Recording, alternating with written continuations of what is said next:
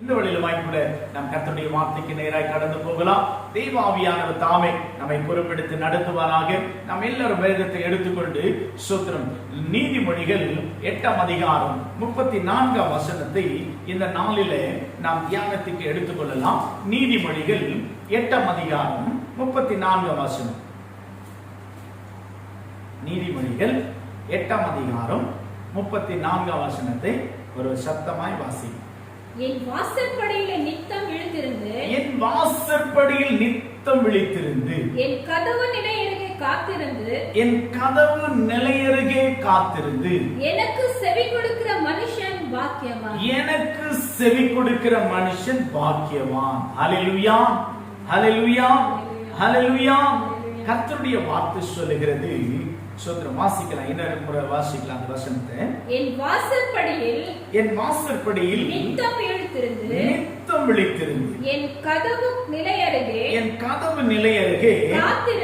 காத்திருந்து எனக்கு செவி கொடுக்கிற மனுஷன் அவன் பாக்கியவான். ஹல்லேலூயா, ஹல்லேலூயா. நிச்சயமாகவே இந்த நாளிலே நாம் எடுத்துக்கொள்ள போகிற ஒரு தலைப்பு சூத்திரம் பாக்கியவான். நாம் எடுத்துக்கொள்கிறதான ஒரு தலைப்பு இந்த நாளில் கர்த்தருடைய வார்த்தை நமக்கு சூத்திர நேராய் வந்திருக்கிறது. என் வாசற்படியில் நித்தம் விழித்திருந்து சூத்திர அவருடைய வாசற்படியிலே நாம் நித்தம் விழித்திருக்க வேண்டும். அடுத்தது சொல்லுகிறது என் கதவு நிலையருகே காத்திருந்து சூத்திரம். அப்படி என்று சொன்னா அவருடைய கதவு நிலையருகே நாம் காத்திருக்கிறவர்களாய் இருக்கணும். ஏன் சொன்னா ஒரு டோர் திறந்த உடனே சோத்ரா அந்த இடத்துல யாராகில நின்று கொண்டிருந்தா உடனே பார்க்கலாம், சட்டென்று பார்க்கலாம்.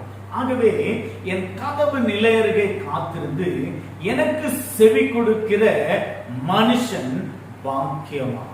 ஹல்லேலூயா, ஹல்லேலூயா. யாருக்கு செவி கொடுக்கிற மனுஷன் பாக்கியவான்?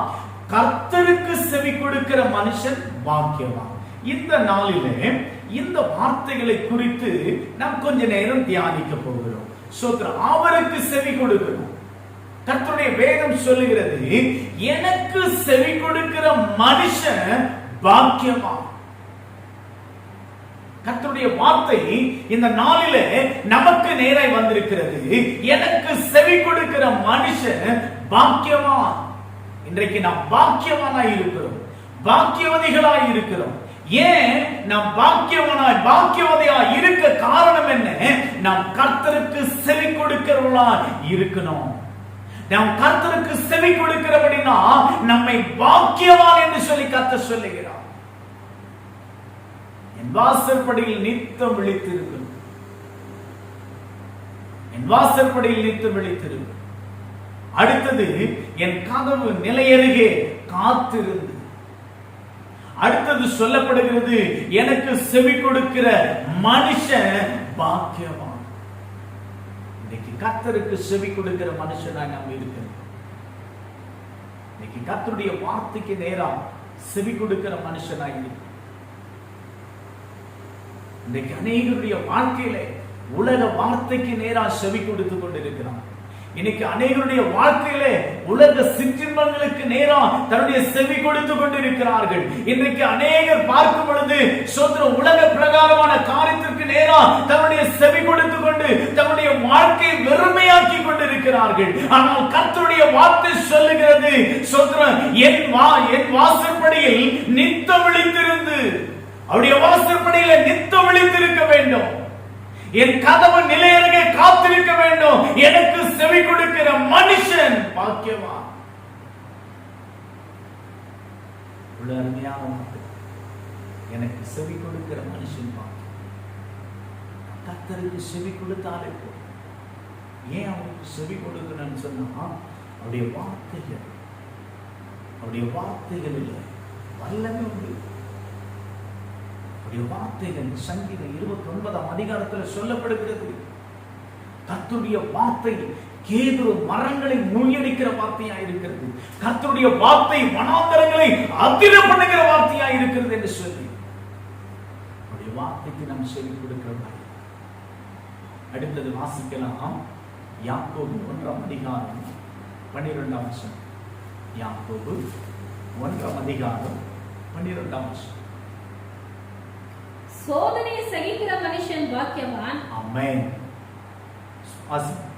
சோதனை சகிக்கிற மனுஷன் பாக்கியவான். சோதனை சகிக்கிற மனுஷன் பாக்கியவான். அவன் உத்தமன் என்று விளங்கின பின்பு அவன் உத்தமன் என்று விளங்கின பின்பு கர்த்தர் தம்மிடத்தில் அன்பு கூறுகிறவர்களுக்கு வாக்குத்தத்தம் பண்ணின ஜீவ கிரீடத்தை பெறுவான். ஜீவ கிரீடத்தை பெறுவான். ஹல்லேலூயா, ஹல்லேலூயா. அருமையான வார்த்தை இந்த வார்த்தை. சோதரம் இன்னொரு முறை வாசிமா. சோதனை சகிக்கிற மனுஷன் பாக்கியவான். சோதனை சகிக்கிற மனுஷன் பாக்கியவான். அவன் உத்தமன் என்று விளங்கின பின்பு கர்த்தர் தம்மிடத்தில் அன்பு கூறுகிறவர்களுக்கு வாக்குத்தத்தம் பண்ணின ஜீவ கிரீடத்தை பெறுவான். எப்பொழுது அவன் ஜீவ கிரீடத்தை பெறுவான் தெரியுமா? அந்த வாக்குத்தத்தம் பண்ணின வார்த்தை, அந்த ஜீவ கிரீடத்தை எப்பொழுது பெற முடியும் தெரியுமா? சோதனை சகிக்கிற மனுஷன் பாக்கியவான். இந்த சோதனை சகிக்கணும். நாம் பாக்கியவானாய் மாற வேண்டும் என்று சொன்னா சில சோதனைகளை சகிக்கணும்.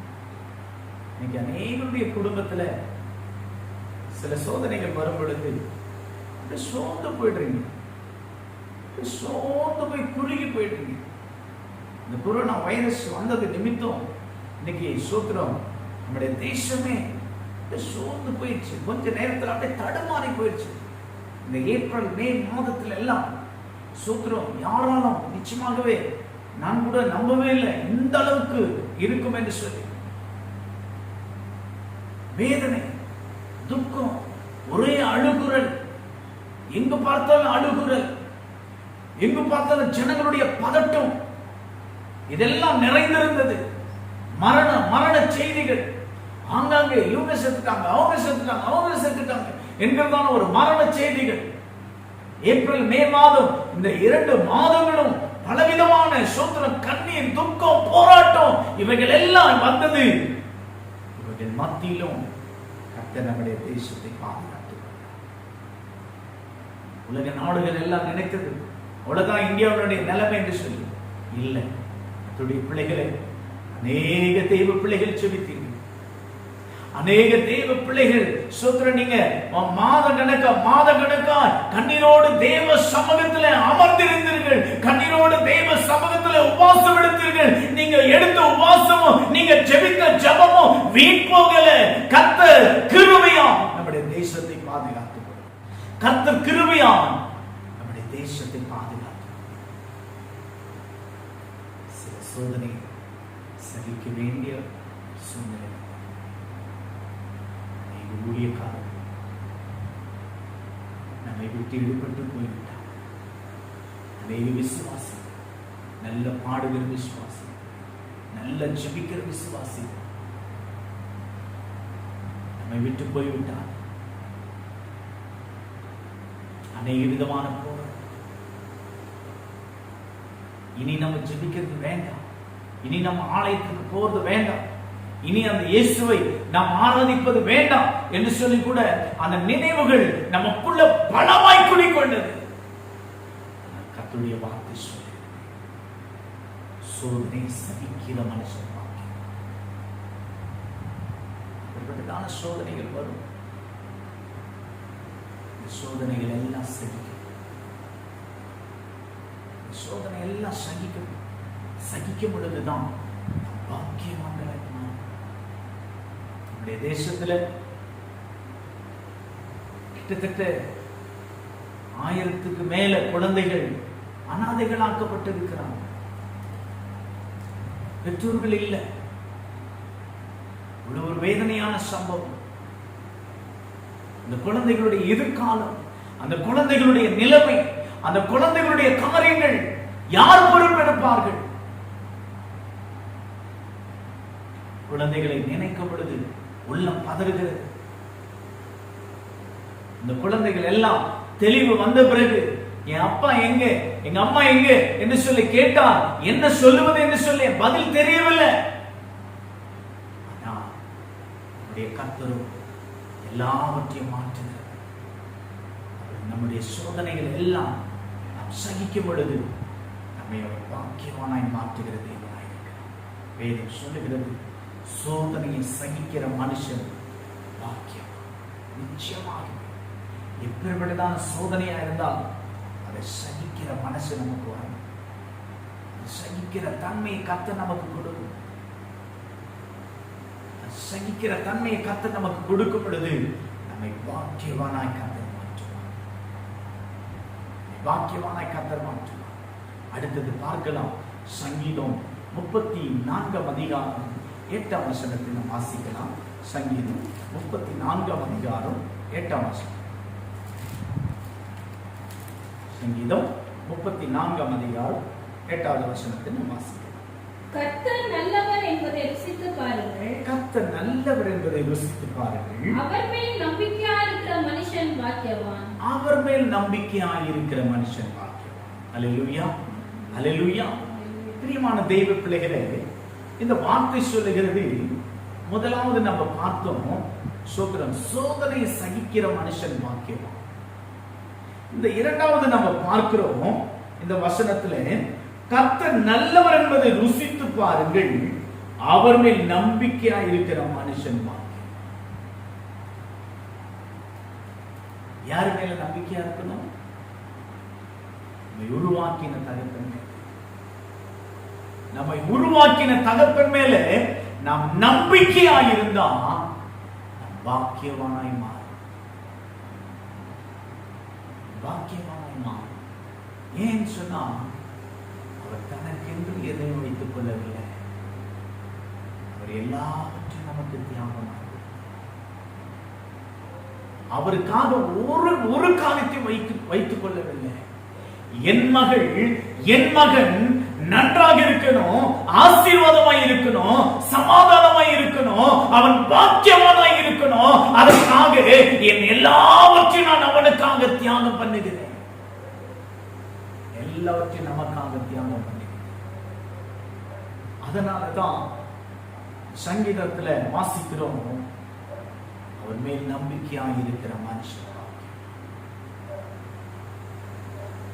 மேலுள்ள நம்பிக்கை நிச்சயமாகவே மேலுள்ள நம்பிக்கையை பாக்கியவானாக காணப்படுகிறது. கர்த்தர் நல்லவர் என்பதை ருசித்து பார்க்க நாம் ருசிக்கணும். நாம் பாக்கியவான்களா இந்த பூமியில நாம் வாழ வேண்டும் என்று சொன்னா, பாக்கியமுள்ள ஒரு வாழ்க்கை நமக்கு இருக்க வேண்டும் என்று சொன்னா, பாக்கியமுள்ள ஒரு வாழ்வு நாம் நித்தம் வாழ வேண்டும் என்று சொன்னா, நாம் கர்த்தருக்கு முன்பதாகவும், மனுஷருக்கு முன்பதாகவும், சபையாருக்கு முன்பதாகவும், தேசத்திற்கு முன்பதாகவும் ஒரு பாக்கியவானா, ஒரு பாக்கியவதியா நாம் வாழ வேண்டும் என்று சொன்னா, கர்த்தருடைய வார்த்தையை நாம் ருசி பார்க்கிறவர்களாய் இருக்கிறோம். அதனாலதான் நீதிமொழிகளில் சொல்லப்பட்டது, என் வாசற்படியில் நித்தம் விழித்திருந்து, என் கதவு நிலையிலே காத்திருந்து எனக்கு செவி கொடுக்கிற மனுஷன் பாக்கியவான். அவருக்கு செவி கொடுக்கும் பொழுதுதான் அருமையான இந்த வார்த்தை சொல்லப்படுகிறது. அவருக்கு செவி கொடுக்கும் பொழுதுதான் இந்த வார்த்தை சோத்திரம் நமக்கு திட்டவட்டமாய் சொல்லப்படுகிறது. அவருக்கு செவி கொடுக்கும் பொழுதுதான் இந்த வார்த்தை நமக்குள்ளதாக கிரியை செய்கிறது. கர்த்தர் சோத்திரம், கர்த்தர் நல்லவர் என்பதை ருசித்து பாருங்கள். கர்த்தர் நல்லவர் என்பதை ருசித்து பாருங்க. ஏன் ருசித்து பார்க்கணும் என்று சொன்னா, கர்த்தருடைய வார்த்தை சொல்லுகிறது, அவர் மேல் நம்பிக்கையாய் இருக்கிற மனுஷன் பாக்கியமா. கர்த்தர் நல்லவர் என்பதை ருசித்து பார்க்கும் பொழுது, அவர் மேல நம்பிக்கையாய் இருக்கும் பொழுது, நம்மை அவர் பாக்கியமானாம், பாக்கியவதியாய் நம்மை மாற்றி நடத்துகிறார்.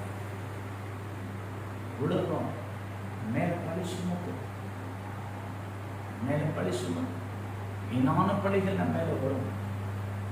செய்யாத காரியத்தை செய்தேன் என்று கூட சொல்லுவான். அவனா அவளா என்று கூட சொல்லுவார்கள். ஆனாலும் அவருடைய வார்த்தை சொல்லுகிறது, கர்த்தர் நல்லவர் என்பதை ருசித்து பாருங்கள், அவர் மேல் நம்பிக்கையாக இருக்கிற மனுஷன் பாக்கியவான். யார் மேல நம்பிக்கை வைக்க தேவை? கர்த்தர் மேல் நம்பிக்கையாக இருக்கும்.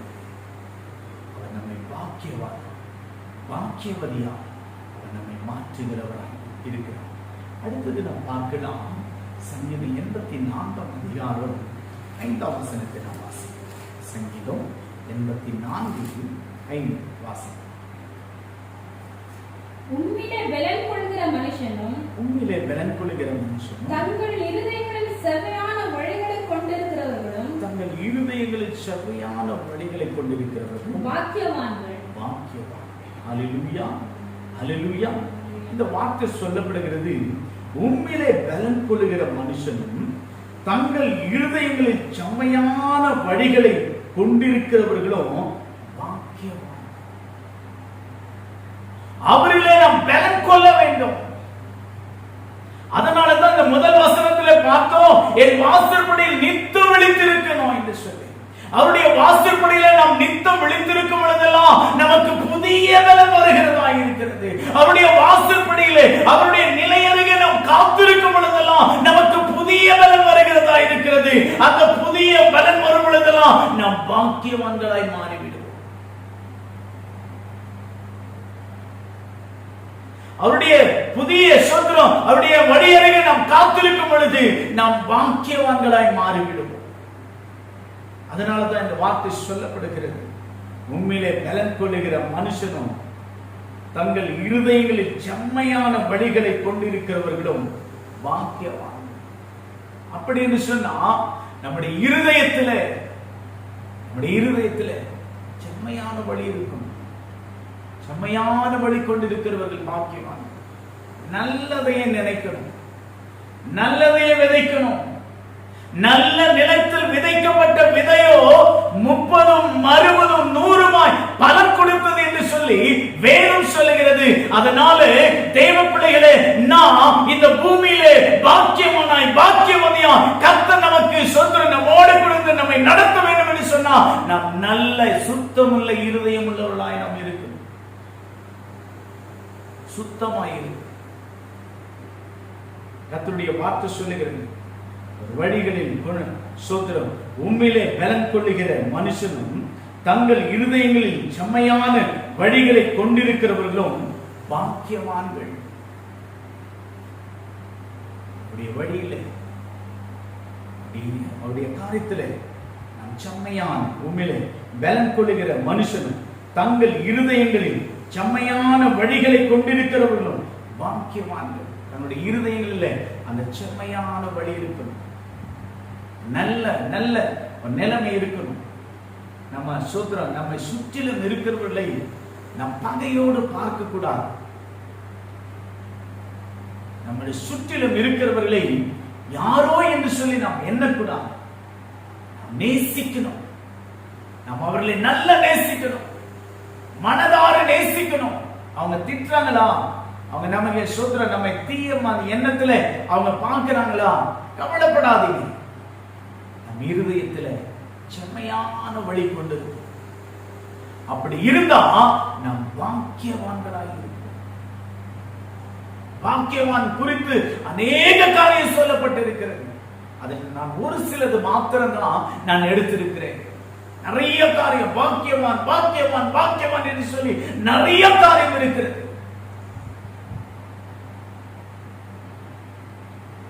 ஒரு சிலது மாத்திரம் உங்களுக்கு முன்பதாக வைத்து நன்கு தெய்வ பிள்ளைகள், உபாகமம் 33 அதிகாரம் 29 வசனம் சொல்லுங்க. உபாகமம் 33 அதிகாரம் 29 வசனம்.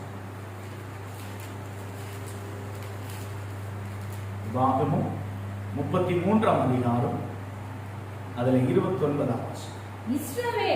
இஸ்ரவேலே, நீ பாக்கியவான், கர்த்தரால் ரட்சிக்கப்பட்ட ஜனமே, உனக்கு ஒப்பானவன் யார், உனக்கு சகாயம் செய்யும் கேடகமும், உனக்கு மகிமை பொருந்திய பட்டயமும் அவரே, உன் சத்துருக்கள் உனக்கு இச்சகம் பேசி அடங்குவார்கள், அவர்கள் மேடுகளை மிதிப்பாய் என்று சொன்னார். ஹல்லேலூயா, ஹல்லேலூயா, ஹல்லேலூயா. இந்த வார்த்தை ரொம்ப அருமையான வார்த்தை. இந்த வார்த்தை ரொம்ப அருமையான வார்த்தை. சாலமோனுக்கு அவருடைய தகப்பனார் சொல்லுகிற ஒரு வார்த்தை. இன்னொரு முறை வாசிமா இந்த வசனத்தை.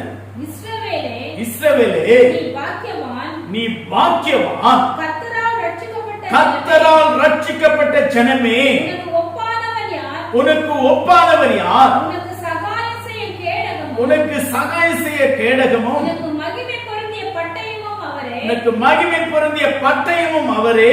சத்துருக்கள் உனக்கு இச்சகம் பேசி உன் அடங்குவார்கள். சத்துருக்கள் உனக்கு இச்சகம் பேசி அடங்குவார்கள். அவர்கள் மேடுகளை மிதிப்பாய். அவர்கள் மேடுகளை மிதிப்பார். அல்லேலூயா, அல்லேலூயா, அல்லேலூயா. இந்த வார்த்தை நிச்சயமாகவே உனக்கு விரோதமாய் எழுப்புகிற சத்துருக்கள், உனக்கு விரோதமாய் போராடுகிற ஜனங்கள், யாரை குறித்தும் நீ பயப்படாதே. கர்த்தருடைய வார்த்தை உனக்கு நேராய் வருகிறது. இஸ்ரவேலே, நீ பாக்கியவான். இன்றைக்கு நாம் பாக்கியவான்களாய் இருக்கிறோம். இத்தனை போராட்டத்தின் மத்தியிலும் கர்த்தர் நமக்கு ஜீவனை கொடுத்திருக்கிறார். கர்த்தர் நமக்கு சுகத்தை கொடுத்திருக்கிறார். கர்த்தர் நமக்கு பலத்தை கொடுத்திருக்கிறார். கர்த்தர் நம்மை வாழ வைத்துக் கொண்டிருக்கிறார். இது காரணம் என்ன தெரியுமா? நம்மை பாக்கியவானாய், பாக்கியவதிகளாய் நம்மை வாழ வைத்துக் கொண்டிருக்கிறவர், நமக்குள் இருக்கிறவர், அவர் பெரியவர். பாக்கியவானாய் மாற்றிக்கொண்டு நம்மை பாக்கியவானாய் வாழ வைத்துக் கொண்டிருப்பவர், அவர் பெரியவர். அவர் நம்மை நடத்துவார். அவர் நம்மை நடத்துவார். ஒரு நாள் நம்மை கைவிடவே மாட்டார். ஒரு நாளும் நம்மை கைவிட்டு சொல்கிறார். அவர் மறைந்து போகிற தெய்வம் அல்ல. எந்த சூழ்நிலையிலும் அவர் நம்மை நிறுத்த நடத்துவார். அதனாலதான் இன்னைக்கு நம்மை பார்த்து கட்ட சொல்கிறார், நீ பாக்கியம், நீ பாக்கியவதி, என் பிரியமே, என் ரூபவதியே, நீ எழுந்து வா. நீ பாக்கியமுள்ள சகோதரி. அநேகர் சொல்லி இருக்கலாம், அநேகர் சொன்ன வார்த்தைகளை நிமித்தமா நீ சோத்திரம் உள்ளுக்குள்ளே ஒடுங்கிக் கொண்டிருக்கலாம். என்னை இவர்கள் இப்படிப்பட்டதான வார்த்தைகளை சொன்னார்களே, என்னை சோத்திரம் இப்படிப்பட்டதான வார்த்தையினால என்னை சோத்திரம் என்னை ஒடுக்கி விட்டார்களே என்று சொல்லி நீ ஒரு மூலையில உட்கார்ந்து வேதனைப்பட்டு கொண்டிருக்கலாம். ஒரு வேளை உன் குடும்ப சூழ்நிலைகள் நிமித்தம் நீ போராடி கொண்டிருக்கலாம். ஒரு வேளை உன்னுடைய சோத்திர சொந்த காரியத்தின் நிமித்தம் நீ ஒடுங்கி வேதனைப்பட்டு கொண்டிருக்கலாம். இந்த நாளிலே உனக்கு நேராக கர்த்தருடைய வார்த்தை வெளிப்பட்டு வருகிறது. என் பிரியமே, நீ பாக்கியவதி, நீ பாக்கியவானாய் இருக்கிறாய். எதை குறித்து நீ கவலைப்பட தேவை?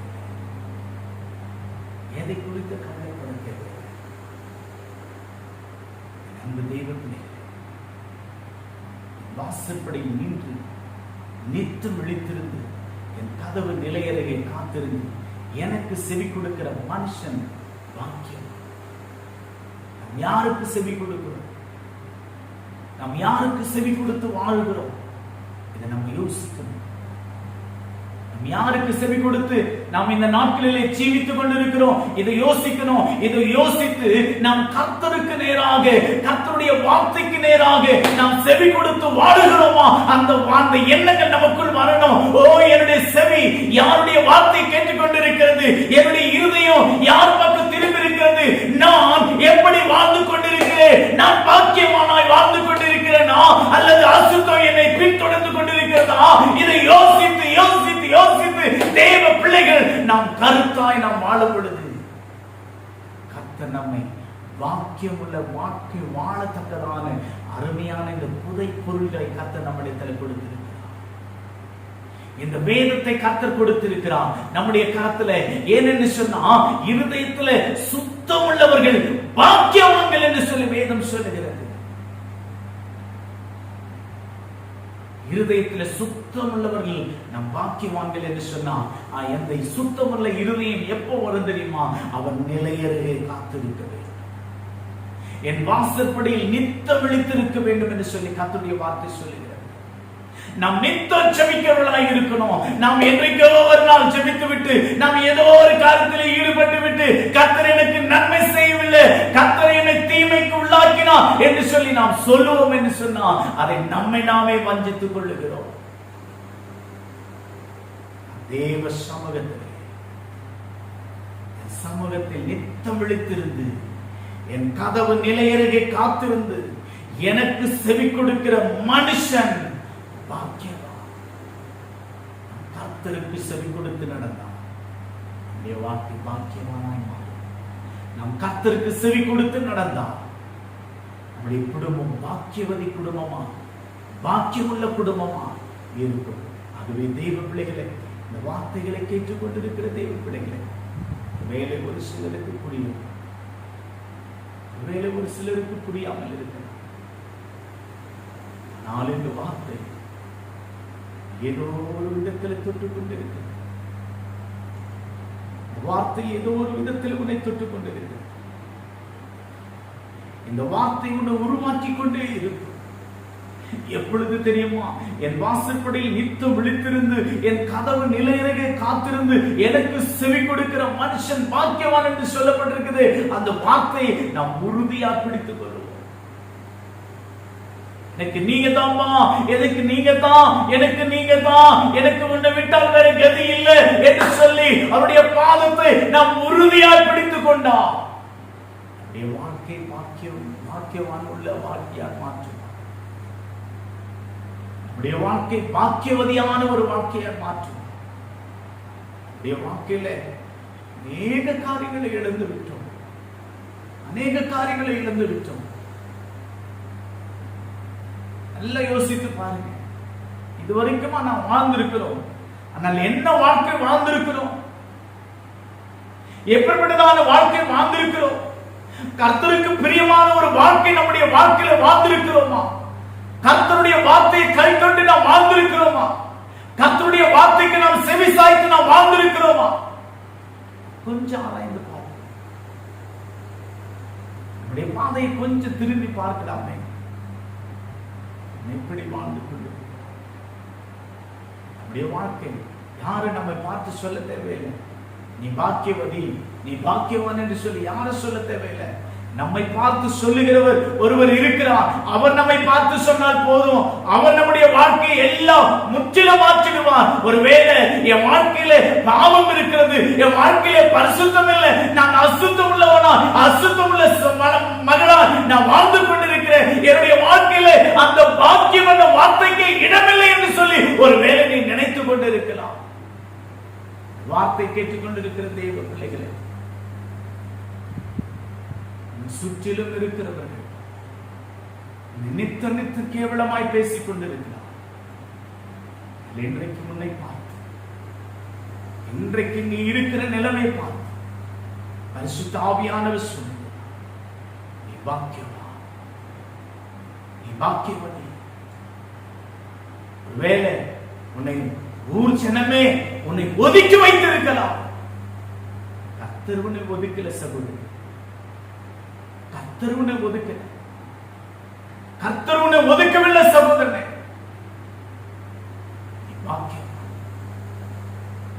எப்பேற்பட்டதான காரியத்தில் ஈடுபட்டு இருந்தாலும் நீ தேவ சமூகத்தில் வந்து ஆண்டவரே என்னை ஒப்பு கொடுக்கிறேன் என்று சொல்லி உன் பாவத்தை எல்லாம் நீ கர்த்தருடைய பாதத்திலே நீ ஒப்பு கொடுத்து விடுவாய் என்று சொன்னா, உன்னுடைய குற்றங்களை குறைகளை எல்லாம் தேவ சமூகத்தில் நீ ஒப்பு கொடுத்து விடுவாய் என்று சொன்னா, உன்னை இன்றைக்கே அவர் பாக்கியவனாய் மாற்ற வல்லவராய் இருக்கிறார். இன்றைக்கே அவருடைய ரத்தத்தினால கழுவி உன்னை பாக்கியவதியாய் பாக்கியவனாய் மாற்ற அவர் வல்லவராய் இருக்கிறார். ஒன்று மாத்திரம் நீ செய்ய வேண்டும், உன்னை முற்றிலுமாய் நீ ஒப்பு கொடுக்க வேண்டும். இதுவரைக்கும் நீ செய்த ஒரு பாவத்தையும் குறித்து நீ தேவ சமூகத்திலே மண்டிட்டு, ஆண்டவரே நான் செய்ததெல்லாம் காரியம் எல்லா காரியத்தையும் உம்முடைய சமூகத்திலே என்னை அர்ப்பணிக்கிறேன் என்று சொல்லி நீ முழு இருதயத்தோடு அவருடைய சமூகத்திலே நீ வந்து அவருடைய சமூகத்திலே வந்து நீ அர்ப்பணிப்பாய் என்று சொன்னா, இன்றைக்கு உன்னுடைய பாவங்கள் எல்லாம் கழுவி பாக்கியவனாய் மாற்று, பாக்கியவதியாய் மாற்று. சமுதாயத்தில் தள்ளினவர்கள் மத்தியில், உதாசீனவர் படுத்தினவர்கள் மத்தியில், உன்னை வெறுத்தவர்கள் மத்தியில், ஓ நீ ஒன்றுக்கும் பிரயோஜனமற்றவன், பிரயோஜனமற்ற ஒரு சகோதரி என்று சொல்லி நினைத்த ஜனங்களின் மத்தியிலே பாக்கியவானாய் பாக்கியவதியாய் கர்த்தர் வைப்பார். எப்பொழுது தெரியுமா? அவருடைய வார்த்தைக்கு செவி சாய்க்க வேண்டும், வார்த்தைக்கு செவி சாய்க்க முடியும். பாக்கியவனாய் பாக்கியவதியாய் கர்த்தர் மாற்றும். நம் யாரும் கண்களை யாவரும் கண்களை மூடி கர்த்தரை நோக்கி கேளு. இயேசு மகனே கேளு. என் தகப்பனே என்னை மாற்று. என் தகப்பனே என்னை பாக்கியவனாய் மாற்று. என்னை பாக்கியவதியாய் மாற்று. என் நிலைமை இப்படி இருக்கிறது என்று சொல்லி என் தகப்பனிடத்தில் கேளு. நிச்சயம் கர்த்தர் எல்லா சூழ்நிலைகளையும் மாற்றும். எல்லாவற்றையுமாய் கர்த்தர் மாற்றும். எல்லாவற்றையுமாய் கர்த்தர் மாற்றும். அதற்கு சொல்றோம். கொஞ்சமும் இடமுடாது. இயேசுவா கிட்ட கேளு. அவர் எல்லாவற்றையுமே மாற்றிக் கொள்வார். உன் பாவங்களை மன்னிப்பார். உன் குறைகளை குற்றங்களை எல்லாம் மன்னிப்பார்.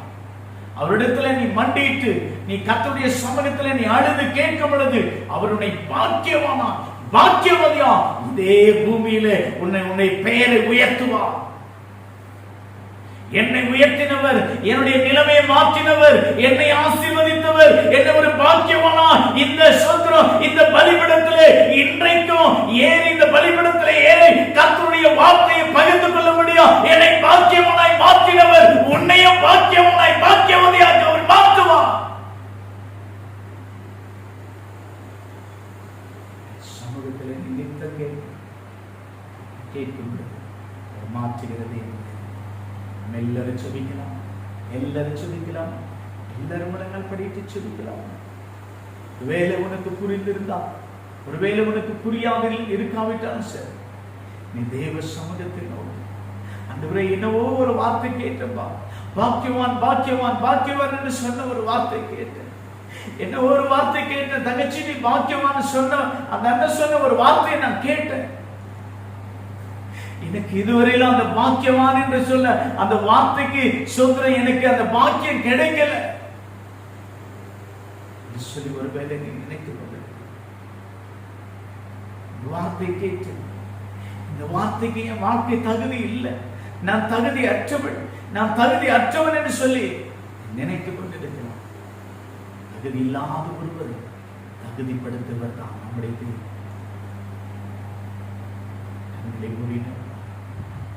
நோக்கி பார்க்க அதிகமாய் நேசிக்கிறீர்கள். நல்ல விளைக்காக வார்த்தைகளை இந்த நாளில் கேட்ட ஒவ்வொரு பிள்ளைகளுக்காக சொல்லி, ஒவ்வொரு குடும்பங்களுக்காக சொல்லி, ஒருவேளை ஹாஸ்பிட்டல படுத்துக்கொண்டு இதை கேட்டுக்கொண்டிருக்கிறது, ஒருவேளை வழியில போகும் பொழுது இதை கேட்டுக்கொண்டிருக்கிறது. எனக்கு தானா என்று சொல்லி நினைக்கலாம், எனக்கு தானா இந்த வார்த்தை எனக்காக இருக்கிறது என்று சொல்லி நினைக்கலாம். அவர்களுக்குள்ள கிரீசு, அவர்களுக்குள்ள இந்த வார்த்தை கிரீசு இயேசுவின் நாமத்தினால் அவர்களுக்குள்ள ஒரு புதிய ஜீவன் உருவாகட்டும்.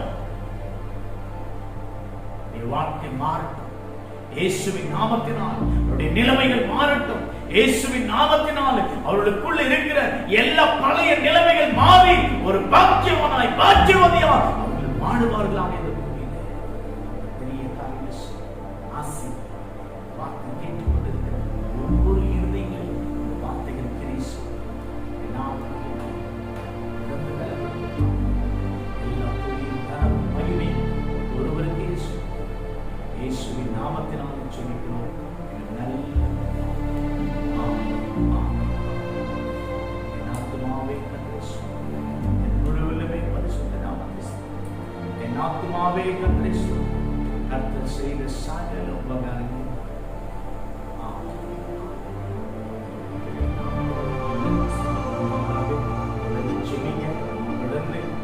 சமூகத்தை காத்திருக்க